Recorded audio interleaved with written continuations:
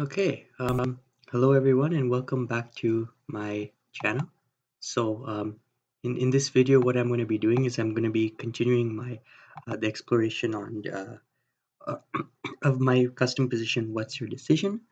And so in the last video we looked at the variation of f4 c gambit of f5.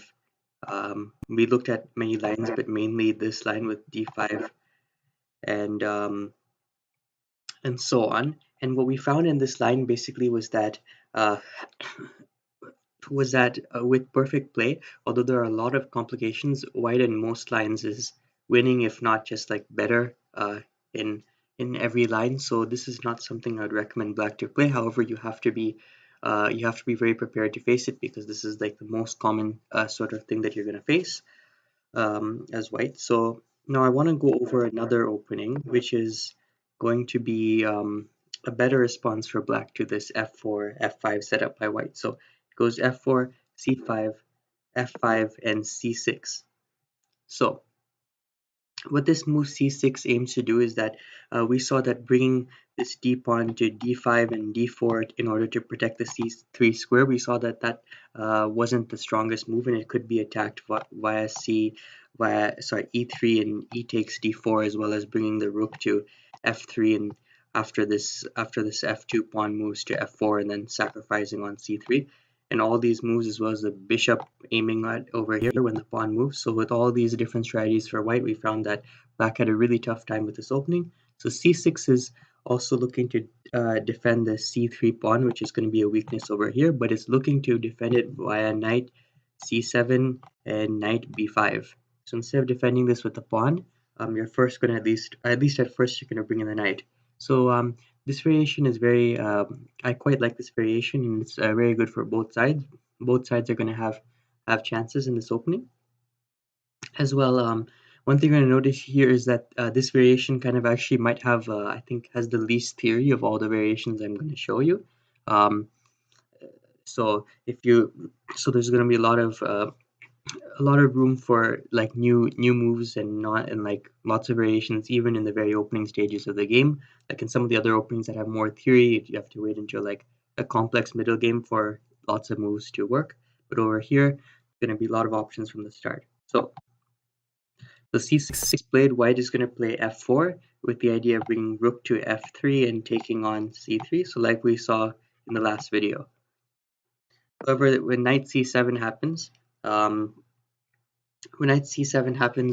mean, white can still play rook f3 over here, but after a sample line of knight b5, um, knight f2, and d5, we kind of see that white's plan to take on c3 it's going to be very hard, if not impossible, for this to happen, as well black is going to bring a pawn to d4 eventually. I mean, white can try to attack it with e3, but with this additional knight on d5, there's a lot of protection to the c3 pawn, as well as black actually probably doesn't want to play d4 right away because again it could be attacked with sorry, not c3, it could be attacked with e3, and also black can maybe bring a knight to this d4 square and like attack, for example, the f5 square, this f3 rook. So actually it's best for black to not play d4 and just leave this strong setup, and if white attacks c3 too much, then finally d4 can be played. But as you can see in this position,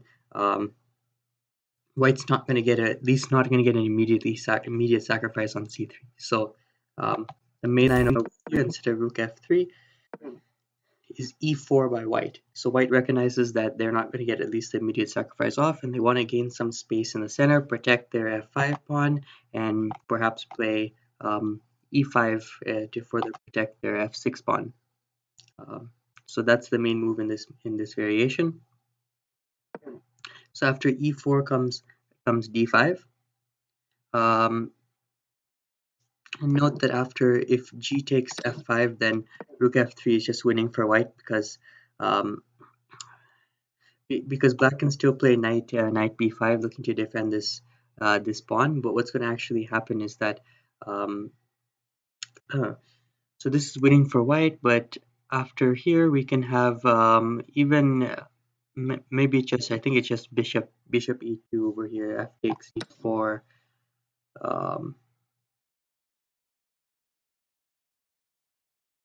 rook f3, sorry, rook e3. Okay, here d5 can be played. If we take, trying to now take on c3, we have this trying to defend it, and yeah, I think that that white is eventually going to get the sacrifice going. Actually, if not even here, because right now the rook is defending, but we can have a knight coming here and here, but this is not the exact variation I want to show. But perhaps maybe my notes are wrong here, and perhaps this is still playable for black. Maybe have a follow-up on this. So so e4. So d5 is the main move over here. After d5, white plays. So the main move here is bishop g4, but this is not the only move that can be played. White can play like e5. White can basically go for any sort of moves over here. So what the key plan here is for white is that white wants to just develop their pieces, and black wants to do the same and getting a knight on b5 here.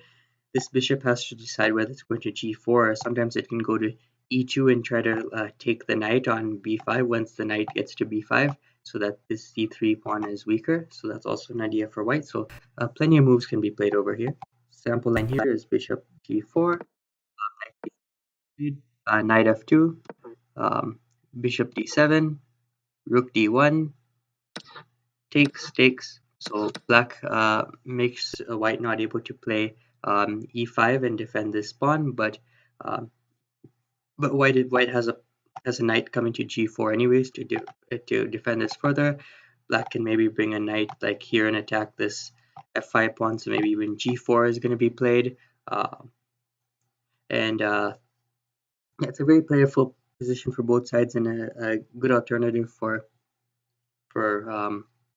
black in terms of like not having to play into the lines we looked at last video where black was just worse. This is definitely playable for both sides. Now I want to go back because there's many things that can happen over here. So and we can also just even have over here e5, and just if g takes, then g4 can challenge it more, and then this is like an alternative sort of setup if white wants a pawn on e5 to help defend the f6 pawn. White doesn't really need to worry about giving up a pawn here, as this pawn material is not the most important over here. So even white over here can have a stronger protection of f6. Though white does, there will be an open e file, and white's pawns will still be fairly safe with the other lines. That's also another variation that we could do. So after d5,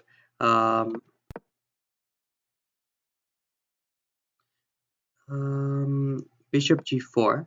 So with this bishop g4 comes a couple of other interesting ideas. So one thing to note over here is that actually after knight b5, for example, we have this. So instead of knight b, we have white can play g takes f5 here, bishop takes, and then knight d e6. So this is a variation black can try to take, and after e5, so that looks similar to some of our lines where instead of black pawn had taken on f5. So now this might be slightly better for white, as the bishop is on f5 instead of a pawn. So white hasn't given up a pawn and also has more space, and a bit more space, as well as they can get a knight to g4 and have a stronger light squared bishop. So this one's going to be a good bishop, and the knight can obviously go here and to g4. And the reason why white might want to play this move is that actually this is another one. Knight d3 can be played over here for white, and it might look like so the main line is just g takes and e takes knight b5, which is similar to stuff we've already looked at. But if black were to take on e4 instead, this is actually a mistake. After knight e5, you have to watch the c4 square, and the king is going to be weak, so black has to play b5. Then that just gives up the c5 pawn, and this rook is falling. The bishop's going to take the rook, maybe go over here and take the queen as well. So it's just completely lost for black.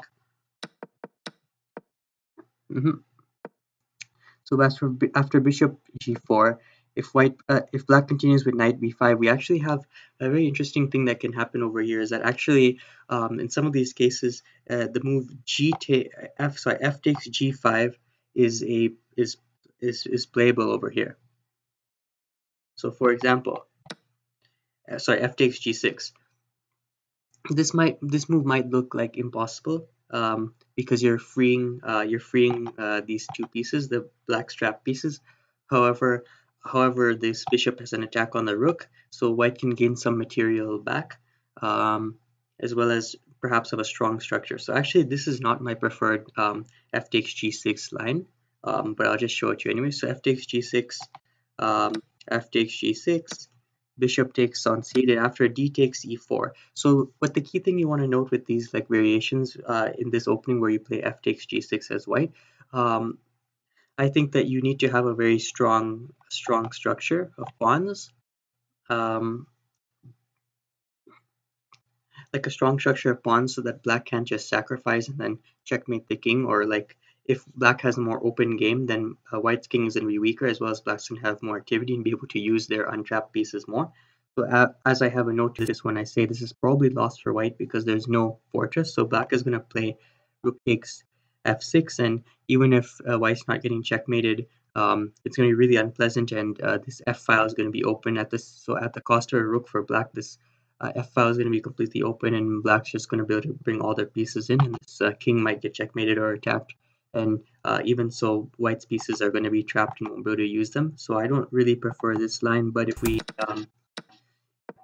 so after knight f2, if black plays bishop d7, now here's the f takes g6 line that might actually be playable for white. So if we play f takes g6 right now, then after f takes g6, bishop takes d7. So now we're not winning a rook, we're winning a bishop. But the key thing, so we're winning less material, but there's no d takes e4 line here because this knight on f2 can recapture here and then defend f6.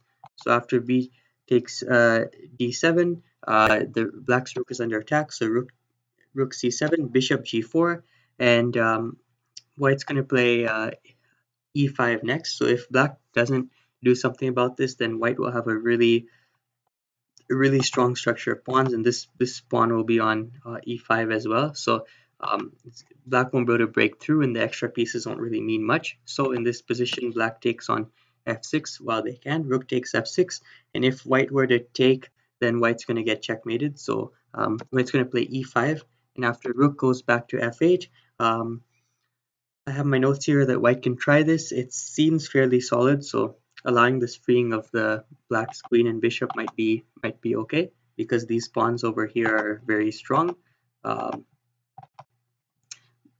So it's definitely something that white can try if they're feeling ambitious. They're probably going to have to defend and make sure that they don't lose these strong pawns and have their king checkmated. But if they can fend all of that off and then maybe free their own queen and pieces, they should be better. Or if they can fend it off, they might even have pawn promotion chances.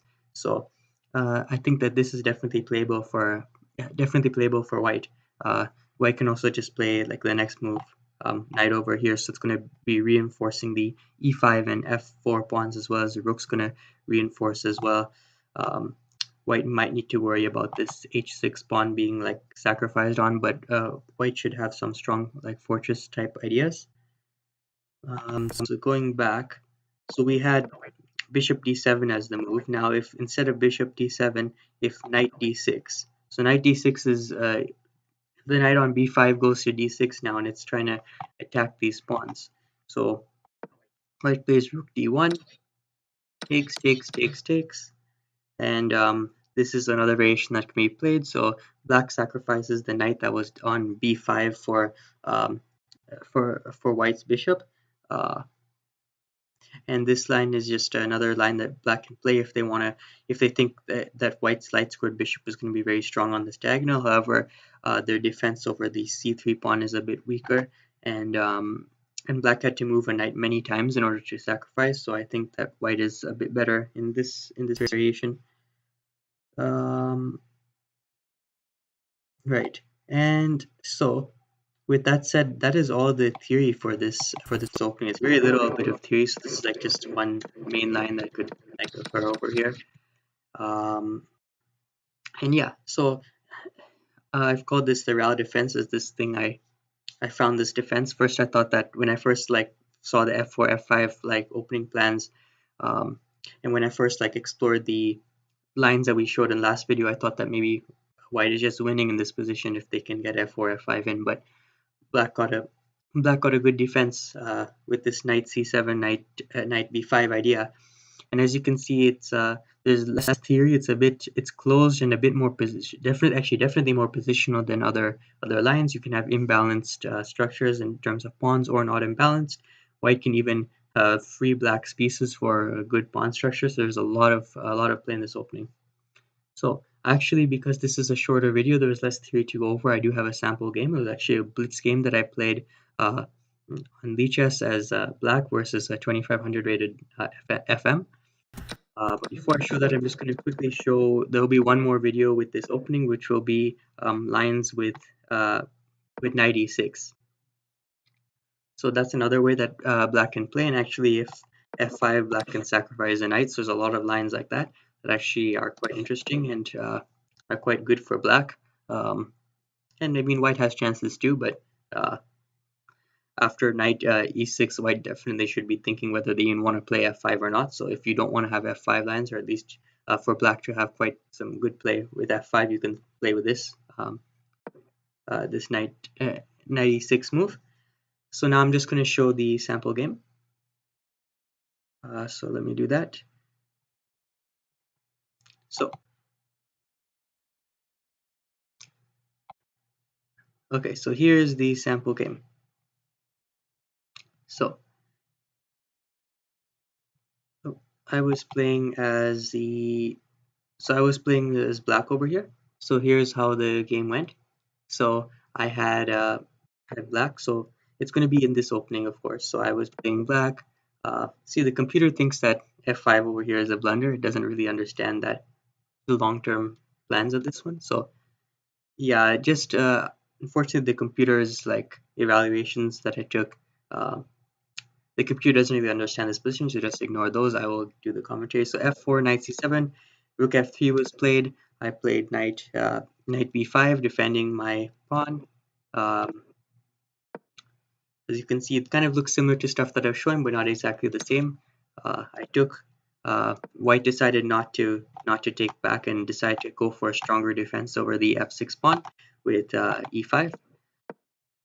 I got my knight to e6. And over here, so one of the pros is that if you don't play d4, first of all, this c4 square is going to be weak in some cases, especially if you play d4. Like if a knight gets to c4, it could be checkmate. Right now, your king has no moves because this knight is blocking it. So, but also just the d4 square is a good place where you can put your knights. So I went over here, bishop took, and I took with the pawn so that I can maintain a maximum control. So over here, this was a kind of like an ambitious sacrifice by white, and because I'm defending this pawn right now two ways, and I'm going to be defending it a third way once I play with my king, that was probably not a good idea, but white has a second knight coming in, so that's why they played it. So they took, and they played b4 check, king a4, and now, okay, this move was very interesting. So because white is sacrificed and not able to get their pieces out, I think I should be definitely better in this position. I also have a strong pawn on f5, which makes this e6 square an asset for me. My opponent probably have to spend a couple moves, maybe playing g4 and stuff to get that out. But this was a very interesting move. So the idea behind the move, did I take it or not? Oh, I didn't take. So I was thinking that if I were to take this pawn, so if we play ax, it's losing for white, but this game was played a little while ago, if I can remember why I didn't go for it. Let's see. So queen takes, pawn takes. Sorry, that's just queen takes. So we go over here. King a3 is played. C takes d4 check, king takes b4, rook c2. Yeah, this looked, yeah, the computer wants king a5 here. This just looked really scary for me, and I thought I might get checkmated, so I didn't play it. But as you can see, that under best play, this was just winning for me. So that was the idea behind white's sacrifice of the knight. So I took on b4, which fine. I'm still should be better over here. So here white removes one of my defenders over c3. I took back with the c pawn so that my rook eyes this square as well. Now this pawn on d4 is going to be a bit weak. So when you have doubled pawns on the d5 or something, it's hard to defend it with like a rook because there's this d5 pawn is blocking it. So white's going to try to attack that. First they give a check, and now they bring their rook. So I'm going to try to defend these two pawns with my rook. Knight goes back to c1, so white is attacking my king. I play e4, defending the c3 pawn more. So this was a very so rook takes d4, and yeah, I didn't want to if I took, because the knight's gonna be able to win this. Is gonna be able to win my rook. It's attacking two pieces at once, so my opponent was able to win a pawn there. I defended my rook, and then white took. So right now I should be better, but white is putting on the pressure. I'm up a bit of material. Both of our kings are still trapped. I played bishop e6, rook d4, black took. So they've sacrificed and they're still trying to get their queen out. Let's see if they can do it. So white is actually getting all their pieces to attack on c3, and they're going to be able to free their queen. So what I should have done instead was, instead of moving my bishop around, I should have realized what was going to happen. I should have played bishop c7, and now if something like this, my bishop goes to a5 and is protecting this c3 pawn, and so white cannot make any sort of sacrifice. So because of that, I should just be winning, because if we count the pieces on the board other than the trap pieces, I have a rook and two bishops. My opponent has a rook and a knight, so I'm just up material, up a piece kind of over here. Although my king is kind of boxed in, but I should definitely be better over here. However, I didn't see that it was a blitz game, and I didn't see what was going on, so I tried to centralize my bishop, and now my opponent is able to free their pieces. So actually the computer is saying that over here, if rook takes c3, I could have gone for king b4 and king takes c4, c3, and bishop b6, bishop takes e4, f takes, queen b1, sorry, queen f. Okay, so actually it's very interesting. I thought that I was just lost after the queen was freed, but it's a queen to a bishop if we ignore my trap pieces, but I have extra pawns. So if we only count my pawns on this side, so that would be 3, 4, 5, 6 pawns and a bishop, versus my opponent has 2 pawns and a queen, if we forget about these pawns on the other side of the board, which are not going to be able to promote, because they're going to free my pieces if they move. So if we count that, that's a bishop and 6 pawns versus a queen and 2 pawns. So that's 4, 6 plus 3 is 9, and 9 plus 2 is 11. So, but my pawns are close to promotion. I can just play e3 over here. So actually be an interesting way to play, but I didn't see that, so I just took. And now I'm lost. And over here I'm also hanging a bishop apparently, but maybe I didn't really have many options anyways, and so this game ends with me getting checkmated over here. So queen takes d6 is mate, and so that's how the game was played. This is actually a game that I lost, but it shows the ideas of the position, and it's a very rich position for both sides.